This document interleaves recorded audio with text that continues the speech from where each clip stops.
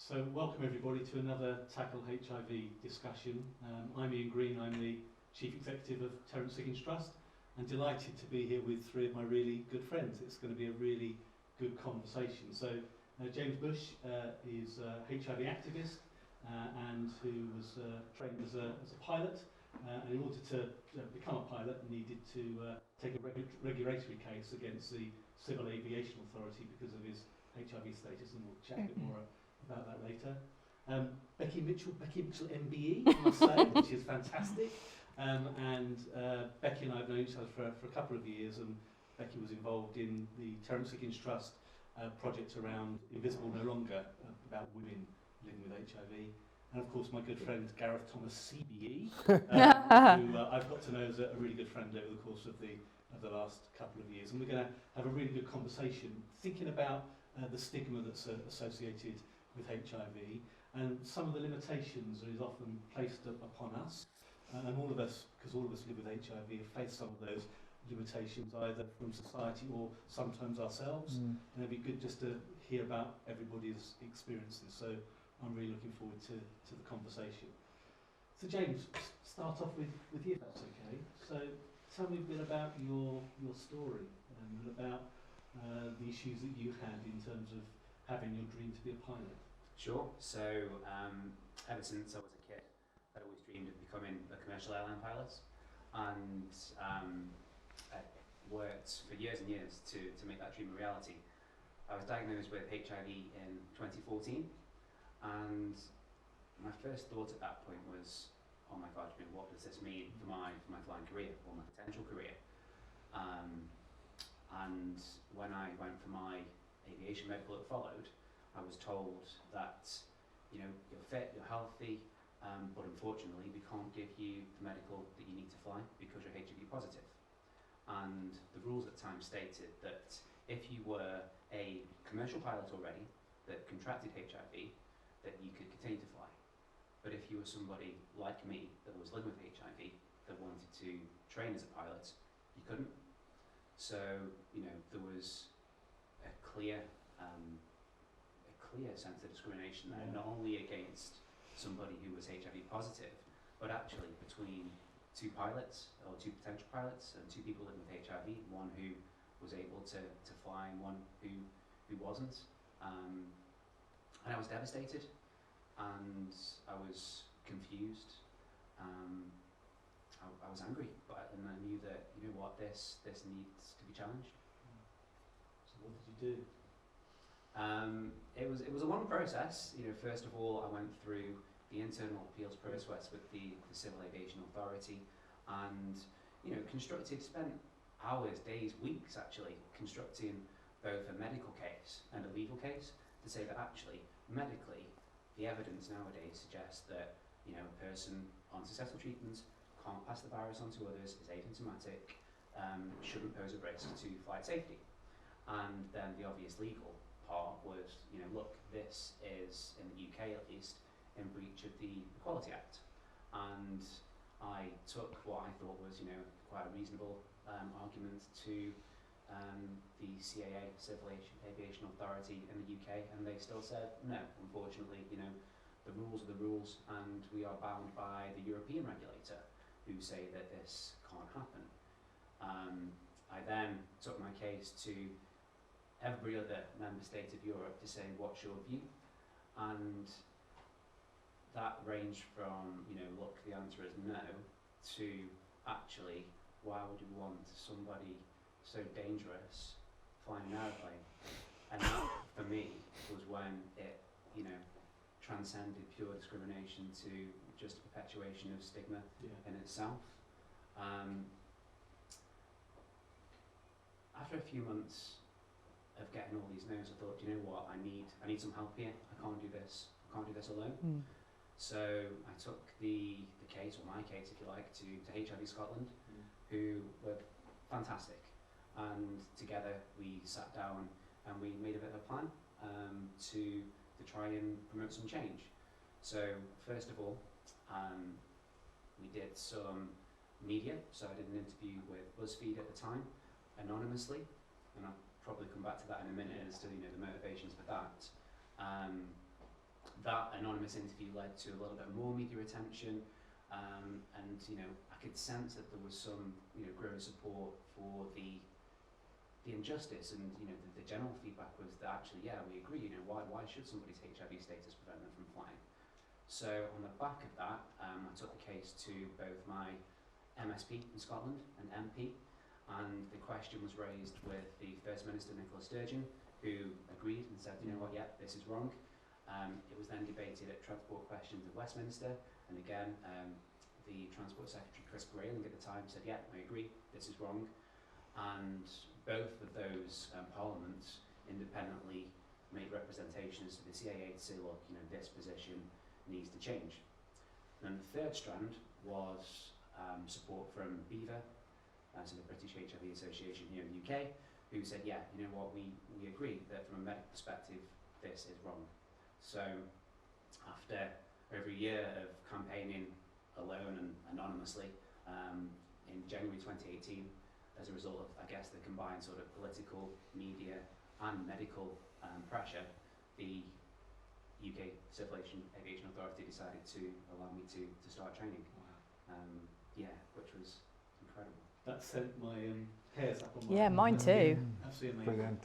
And the fact that you were just so doggedly determined that you weren't going to stand for that level of discrimination, and your HIV status wasn't going to stop you living your dreams. That was it, and I think for me, because, you know, as I said on the day that I was diagnosed, I thought that, you know what, I've always been somebody who thought that they could sort of fix anything if it's gone wrong, and I knew that I was going to be okay from, you know, a health perspective. I knew that my family and friends were going to be supportive, and it was just this bit that at that point in time I couldn't fix, and I thought, you know what, I need to fix this. And yeah, it was just an incredible feeling to think that not only is this now going to allow me to fly, but anybody else who is, you know, living with HIV in the UK who wants to become a pilot now can. And it's given people in Europe the opportunity and a framework from which they can then go to their authorities and challenge in the same way, and hopefully achieve the same result as me. We've been having a chat the last couple of months about a case in Spain where somebody's having exactly the same experience as you. Exactly the same issues, and you know, and we're hopeful that you know, the legal perspective is the same, but there's still a challenge from a medical perspective. You know, the latest research that on the back of my case, the latest research that was commissioned in Europe has essentially come back and reached the same conclusion, that there still isn't enough evidence to allow somebody, you know, elsewhere to train. And when you dig into the detail of those reports and the narrative that sits behind it, it still comes back to the old, you know, misconceptions of who is impacted by HIV, what social groups do they come from, and unfortunately that data is what's potentially holding us back in the rest of the world. James, what I absolutely love is the fact that from your sort of personal experience and the fact that you were seeing this as something that's really personal for you, you've become this kick-ass activist, actually saying, I want to make a change for others as well, and actually not just focused about your own journey, but actually you see the injustice for others as well. Yeah, definitely, and I think, you know, that was my motivation for coming out, for want of a better word, because, you know, up until 2018, all of this was done anonymously, and that was because of the stigma that I felt, and the fears that I still have of, you know, what impact will this have. I already know that this has hindered my career so far. Actually, you know, what else could happen if I come out? And to be fair, it was on the back of Gareth and Gareth's story in September of 2019 that made me think, actually, you know what? It is possible to do this. It is possible to have your voice. And actually, it then sort of changed for me to almost a sense of responsibility to say, look, you already have seen what traction you have had, and people didn't even know who you were. And actually we know that when you can put, you know, a person to a story, it's so much more powerful. And that for me, you know, when I'd finally qualified, I finally got a job, I thought, you know what, I've achieved everything that I want to achieve now. There's no sort of, there's no risk involved. You have a responsibility to try and make a change for others, and you know, to give other people the confidence in their own time, because I know that it's not right, you know, for everybody, to do the same and to challenge any discrimination that they might face. And James, you're now a fully qualified commercial pilot flying aeroplanes. Yes. Oh, cool. Well, I mean, amazing story, isn't it? Yeah. It's absolutely incredible, and It is. just reinforces the fact that, you know, all of us have faced stigma, but it's also really important that how we respond to that stigma is actually really important. And you know, I commend you for what you did, how you did it, and also that initially you were on your own, but you then brought others around you, and I'm delighted that organisations like HIV Scotland and others were able to really support you in that. So thank you for that. We'll come back and chat in a minute. Thank you very much. Yeah, well done. Becky, hello. Hello. See you again. So there is a misconception, isn't there, that HIV affects gay men, gay and bisexual men. Yeah. But that's not the case, is it? No. And when I was first diagnosed and talking to some of my friends, they were like, well, how's that happened to you? You're not promiscuous or behaving in any ways that you shouldn't be. Not that that should matter, because it's just a one person, one time thing, isn't it? But it is that thing of people still thinking it just affects gay men. Well, actually, it affects an awful lot of women as well. And I think the things in terms of research and funding has left women out of that, because it's just targeted at one group of people, when actually it's a bigger issue. As a heterosexual woman, what sort of discrimination and stigma did you face when you were first open about your HIV status? From family and friends were fine, shocked, again, because they were, how's that happened to you? Didn't think HIV affected women, whereas some people are a little bit more educated and realise that. But from people that didn't know me were quick to make judgments and call me names and say I deserved it, or called me promiscuous. And I thought, you don't know anything about my character, so you can't sort of say anything like that. And whilst I've got a thick skin and it didn't bother me, it hurt my family and my friends, and especially my mum as well. But the most discrimination I had, oddly enough, and I've talked about it before, was from a doctor when I went to hospital after I had a cycling crash where I got quite a lot of damage to my leg, a dentist, and then a nurse when I was having a flu jab. They were the ones that made really unhelpful comments. The first time with my leg, the doctor said, "Are you an intravenous drug user?" in front of my mum.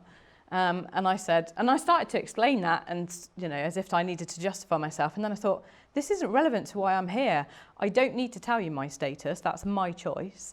You should just still treat me the same anyway. And then he said to the nurse, you need to take extra precautions. Miss Mitchell is HIV positive.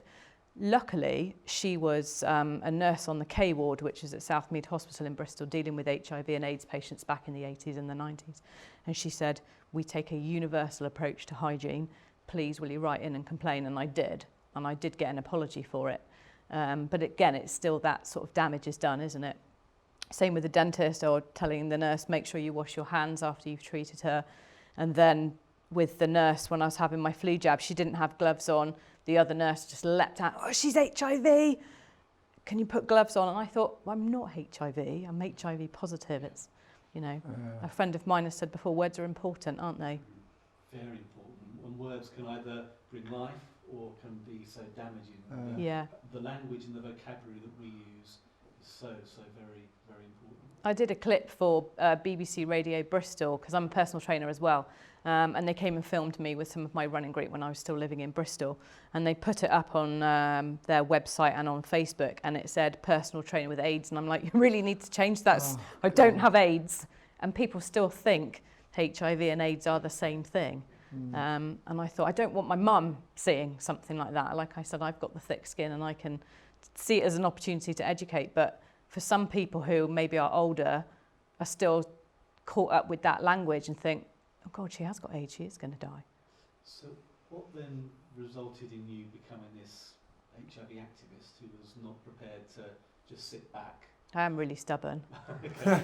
Really stubborn. When I knew that I had been potentially exposed, I went to the doctor and I got my bloods checked, and I went and had the follow-up appointment, and he told me you're HIV positive. And prior to all of this, I'd been doing an awful lot of cycling and running, and my first reaction to him was, well, I haven't got time for that.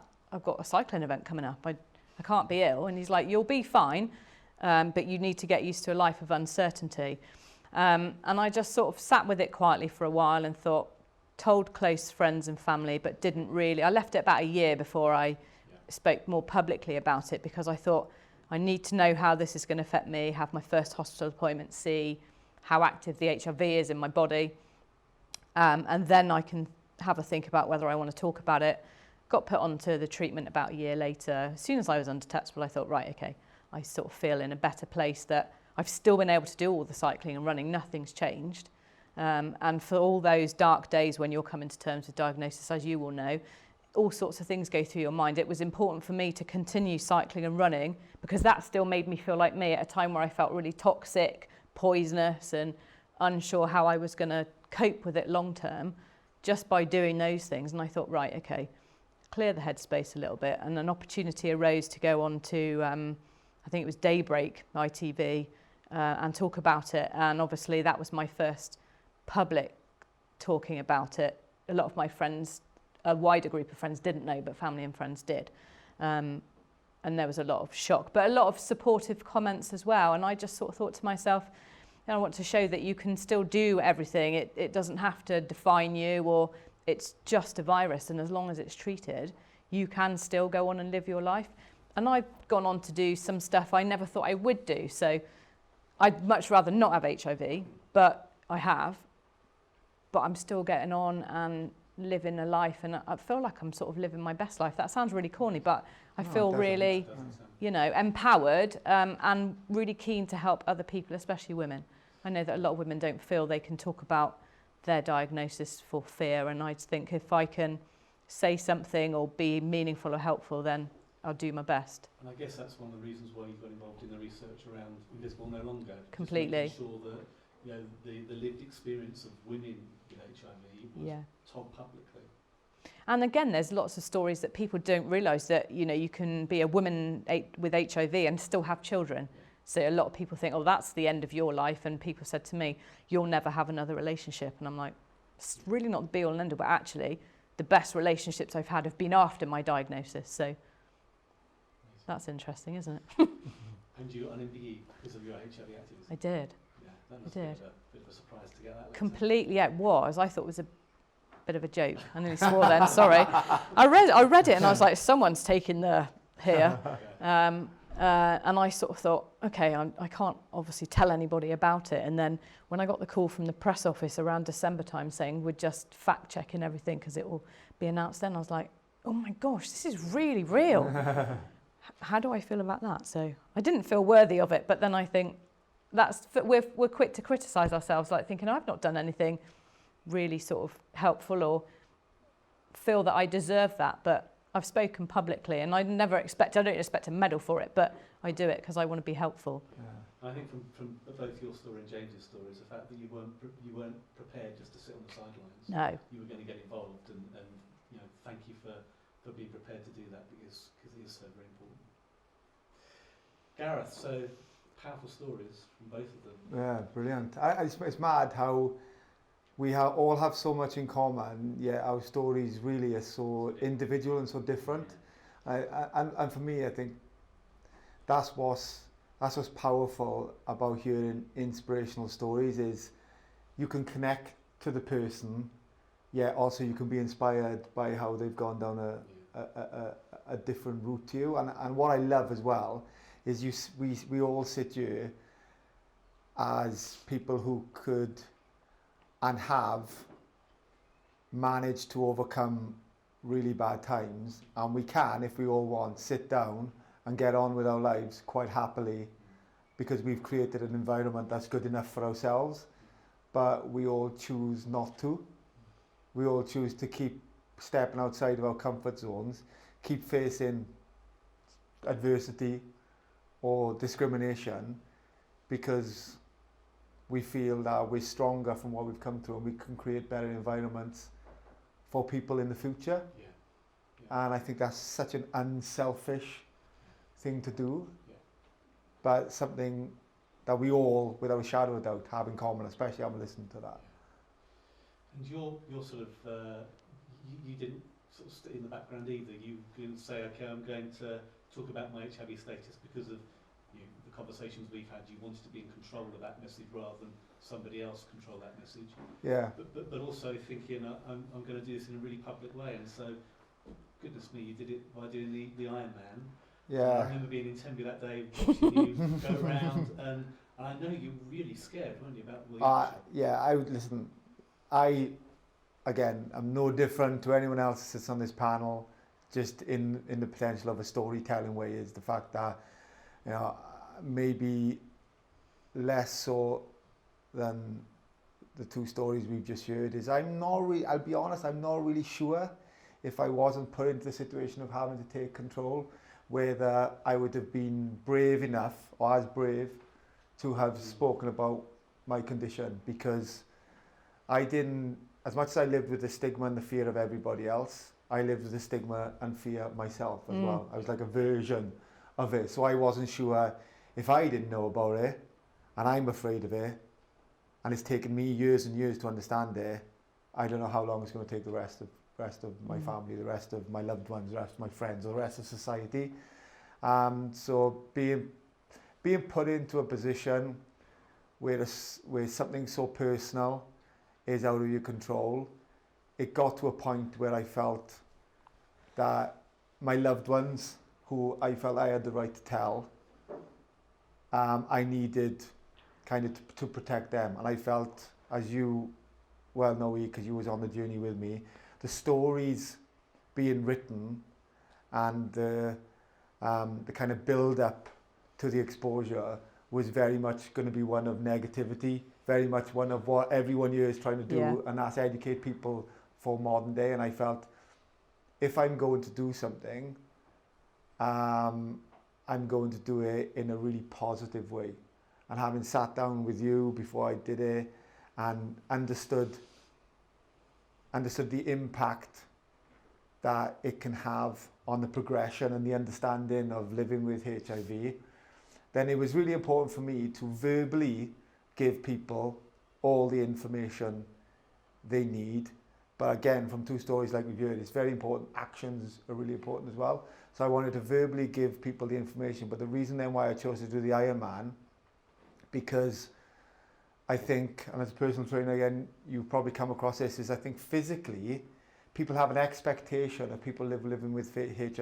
That you're wasting away. Yeah, that you are very much limited to what you can do. And what struck a chord with me, what you said is, after your diagnosis, you've done things potentially or attempted things that you never would have before. And the Ironman was something, I can tell you now, like, you know, as much as I pride myself on my fitness and stuff, rugby fitness is nothing when compared to an Ironman. Like, you know, it's a pretty crazy event to do. Yeah. To do constant exercise for, what was it, like 12 and a half hours is, you know, like whoever invented that. And you weren't a swimmer either, were you? So swim. you pushed yourself to do that. That's what I was thought was I brilliant. decided to do it, and then I realised I couldn't swim. So then I thought, right, okay, now I've announced this, it'd be good to try and learn to swim. And I kind of only had 6 months. But what I felt on that day, and that's why I wanted you to be there, and I wanted people to capture it, because what I wanted was the reality, and people to face the reality, not of what it is living with HIV,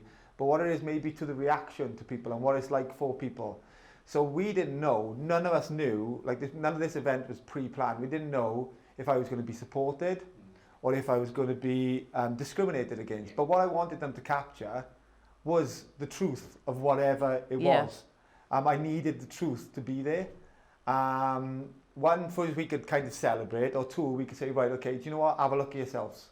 This is what it is to live with HIV, and this is how you've reacted. And, you know, you were there on the day. It was an unbelievable amount of support. The one moment I always remember is that I got off the bike, and in the swim, you're kind of anonymous, you know, your head's in the water, you're just a yellow cap. On the bike, you're approaching a moment, you're at the moment, and then you passed it. But when I turned the corner of the marathon, when you're kind of literally stripped because you're so tired, and I felt this cheer of support. I've run out on rugby fields in front of like 130,000 people, and I've never in my entire life felt this urge of support towards me to want me to finish. And what I felt at that moment was a sense of people understood what I was trying to say, and supported, maybe not supported the message of like I'm living with HIV, but supported the fact that everyone has felt vulnerable, everyone has felt afraid. Yeah. And regardless what you think about that person, whether the history of that person means you like him or you dislike, you can't help but appreciate them for being honest.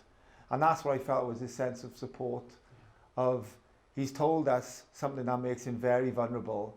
And right now, if we want, we have the choice to support him or not support him. And we choose, because of his vulnerability, to support him. And I had amazing, amazing public support, but also very, very powerful support from powerful people. Whose voice carried Jeremy Corbyn. Yeah, as my husband told me, everything's all right because Jeremy Corbyn has sent you a message to say it's all right, regardless of everybody else on that day. But it was a real sense that I felt that I'd become, as we all are sitting here, a part of a group of people that can do one of two things. Go home and chill out because you've created a life for yourself and an environment for yourself, or continue to fight to make sure the environment and the life that I and we all have got now, other people have the same opportunity to live that authentic life. Yeah. Do you know, and I know that's one of the things that's motivated you to get involved with Tackle HIV and Terrence Higgins Trust. So you want to continue to make sure that you are adding your voice to tackling particularly the stigma of HIV, and that Tackle HIV has done a survey of 4,000 people, and just as I've listened to all of you, the public in that survey, 23% of people expect that people living with HIV will have limitations placed upon their life because of their HIV status. I think we can prove that's absolute rubbish. It should not limit us, but that's public perception. Yeah, and it's bizarre because as much as we all sit here as living examples, that actually I feel, and I don't know if anybody else feels the same as this, I feel because of that self-stigma, because of that initial thought that I was going to die, I feel life is more precious to me than it ever has been. Yeah. Because I realised that through great science, through medicine, I have the opportunity to live a life without limits. But I only know it's a life without limits now because I thought when I first was diagnosed that I was going to live a life with limits. And when you realise all of a sudden them limits are gone, then you push the boundaries further than you ever would have prior to your knowledge. And to think that other people don't understand that concept, I can't figure out that we are inspired to be better versions of ourselves than we ever thought or ever be. Because we've got nothing to lose. Yeah, and everything to gain. Exactly. Yeah. What do you think about the limitations that the public in our survey sort of expressed? Yeah, I think just like Becky and Gareth, really, that in principle, what we've all demonstrated is that there are no limitations to what a person living with HIV can do. Or be or become, but that's only because we've broken those barriers down. And on the other hand, I think it's important to remember that there are still barriers that remain. And just to take one example, it still shocks me that there is 25% of the world that a person living with HIV could either not travel to, not take their medication into, to live or to work. And if we contrast that to coronavirus just now and the travel restrictions that are in place because of coronavirus, you have a virus that up until this point has been easily transmissible, not treatable, and widely impacting the population, versus HIV, a virus that, if you're on successful treatment and undetectable, you can't transmit that virus to your sexual partner. We can treat it, and it's affecting a smaller percentage of the population. Why is it that those travel restrictions remain? And actually, how would the rest of the population feel now if in 10 years' time, because of coronavirus, we still had restrictions?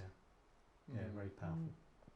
I think that's the thing with the conversation around HIV, and from the survey is people feel, right, that they're more knowledgeable around the conversation of HIV just because they feel like they can have a conversation around HIV. Yes. But they don't actually know enough statistics or numbers to have an empowering conversation. So sometimes their conversation is creating even more stigma because they're willing to talk about it, but the fact that there are so many thoughts or so many numbers or laws or rules don't make sense and are false, yet people are reinforcing them by having them in this conversation. Yeah, completely. I mean, Becky, you sort of mentioned about stigma with healthcare professionals, and I think we've all had bits of experience of that.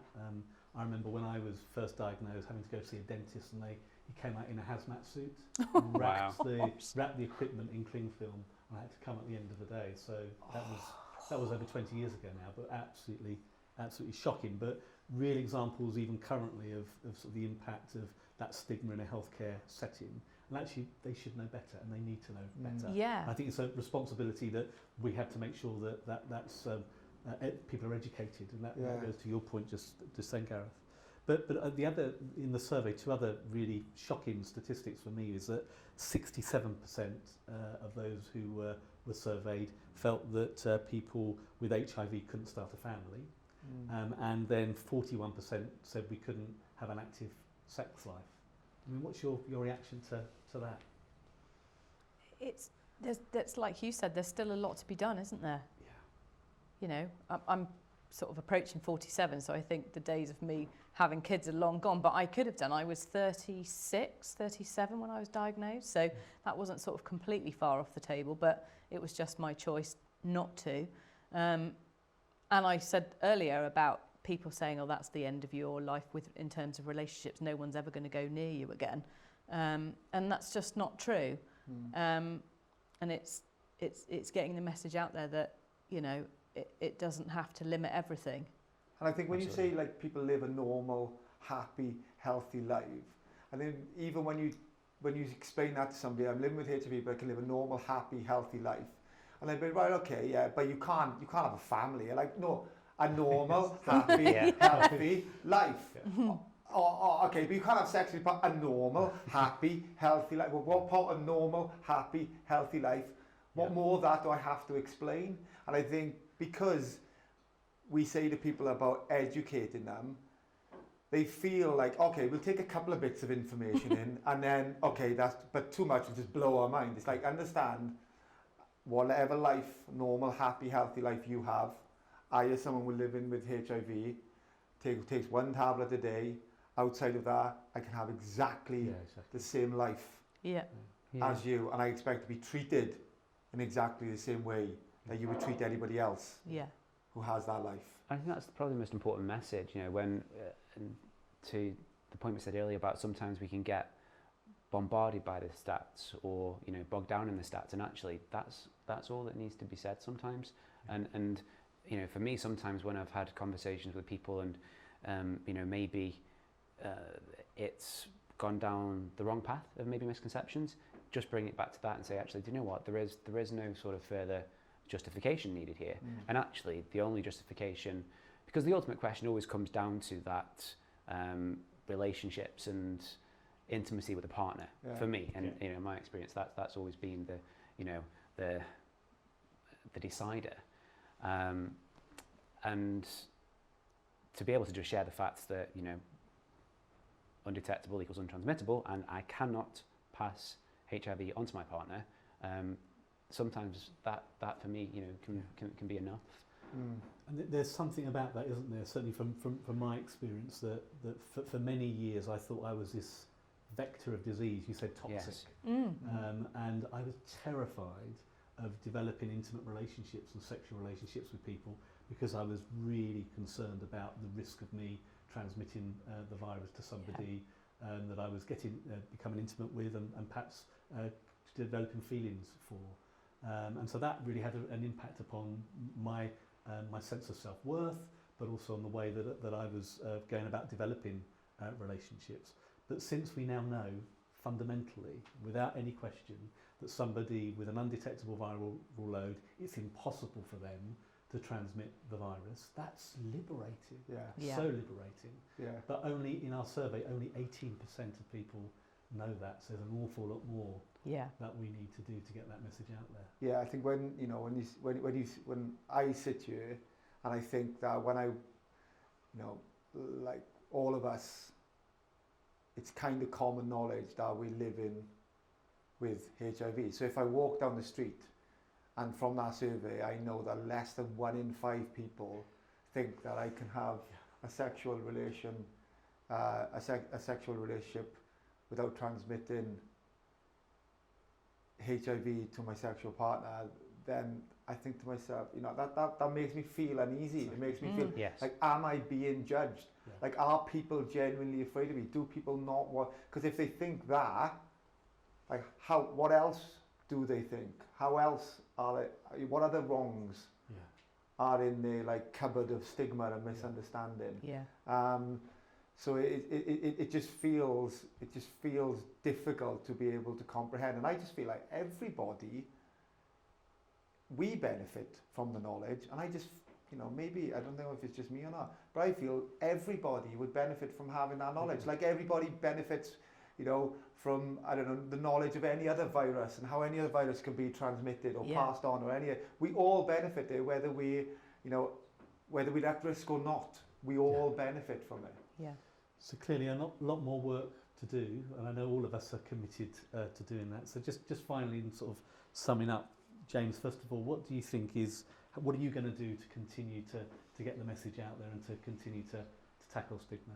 I think there's 2 things really. There's the for me personally, the aviation specific aspects, to try and break down as many barriers and to support as many people as I can, both in the UK, Europe and around the world, to get every country to the same position as the UK are just now and allow HIV positive people to fly. And secondly, and arguably more importantly, is just living that normal, happy, healthy life, and sharing it in the same way that anybody else might do on social media, with family, with friends, and just saying, look, do you know what, actually, I am just like you. Becky? Yeah, same for me as well, hoping to give a voice for some women who don't feel that they can speak up, and maybe encouraging people that it is safe to speak up and that not everybody is judgmental, but also, like you say, about just getting on with your life, because it's just a small part of it. It doesn't define you or stop you doing anything. And I think the more that you can show that, I think that's a really powerful message as well. And Gareth? For me, it's to continue being the authentic me, without a shadow of a doubt, because I feel like I've fought too hard, like we all have, to not be authentic. But then within the understanding of the ability to be authentic, to me, just fighting constantly to give people, not only in the UK, because I believe that we have a responsibility globally for people living with HIV to have access to treatment, to have access, to have the ability to be able to live as authentic as 4 of us sitting here are lucky enough to be. And I just feel everybody has a right at birth to live a life authentically, with or without HIV. Yeah. And I knew this was going to be a powerful conversation, and I'm delighted that there are 4 of us certainly here who are dedicated and committed to that message, and all of us are going to continue to play our part. So thank you for engaging in the conversation. It's been a pleasure. Thank you. Thank you. Brilliant. Thank you.